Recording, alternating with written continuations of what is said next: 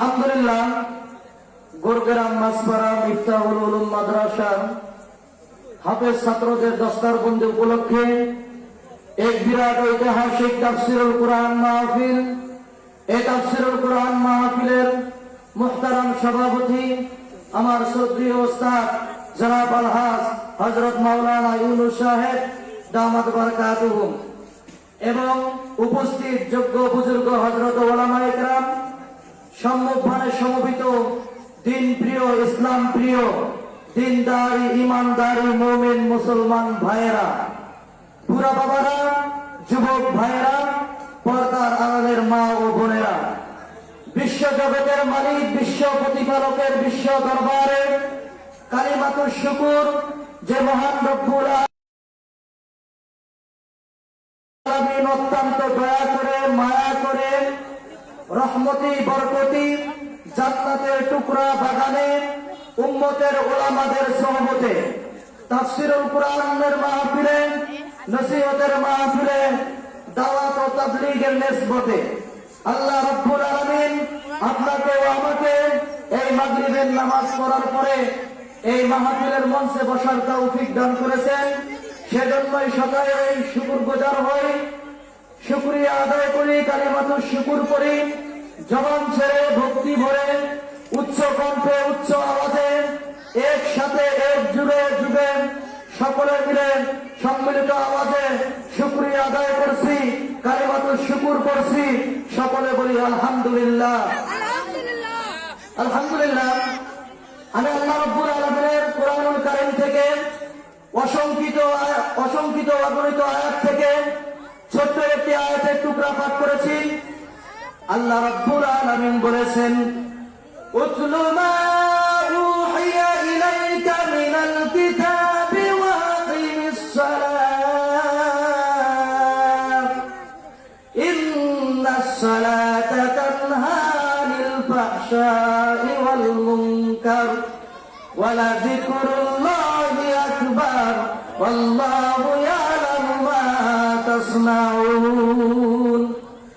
আল্লাহ রাব্বুল আলামিন বলতেছেন, দিলকে পরিষ্কার করতে চাও, দিমাগকে পরিষ্কার করতে চাও, শরীরকে পরিষ্কার করতে চাও, তাহলে তুমি মনে করবা তুমি পুরুষ, তুমি জানোয়ার না, তুমি পশু না।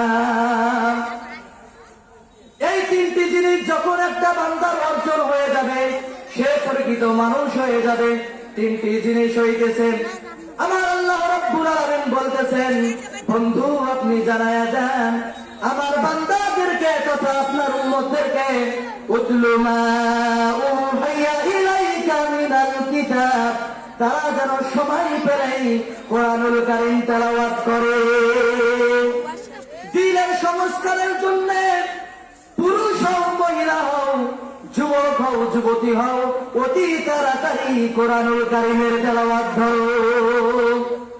বুঝো আর না বুঝো, প্রতিটি হরফে 10টি করে নেকি পাবে, এর চেয়ে বেশি পেতে পারো, সেটা আমার আল্লাহ রাব্বুল আলামিনের ইহসান এবং আমার আল্লাহ রাব্বুল আলামিনের করম। এই কোরআনুল কারীমের তেলাওয়াতের মাধ্যমে বান্দার সাথে আমার আল্লাহ রাব্বুল আলামিনের গভীর সম্পর্ক হয়ে যায়।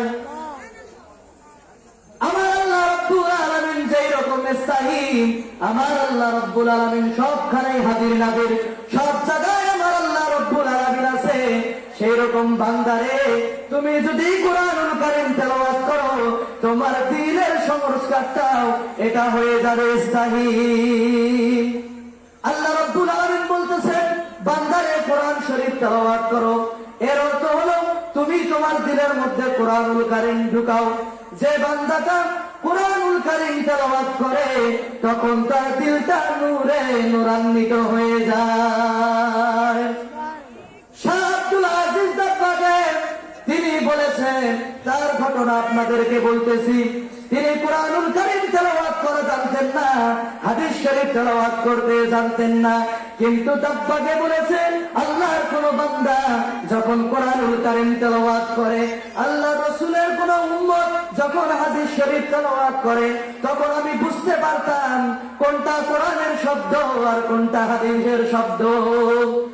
মুআজ্জাজ হাজিরিন, প্রশ্ন হতে পারে দাব্বাকে তো কোরআনুল কারীম পড়া জানতেন না, হাদিস শরীফ পড়া জানতেন না, কিন্তু দাব্বাকে কিভাবে বুঝতে পারবেন? বন্ধু আমার, দাব্বাকে বলেছে যখন আমার আল্লাহ রাব্বুল আলামিনের কোন বান্দা কোরআনুল কারীম তেলাওয়াত করে তখন তার মুখ দিয়ে সূর্যের আলোর মতো নূর বের হতে থাকে। যখন একটা বান্দা হাদিস শরীফ তেলাওয়াত করে তখন তার মুখ দিয়ে চন্দ্রের আলোর মতো নূর বের হতে থাকে। এই যুবক ভাইরা, কোরআনুল কারীম তেলাওয়াত করো, মহব্বতের সাথে তেলাওয়াত করো, সহি শুদ্ধ ভাবে তেলাওয়াত করো।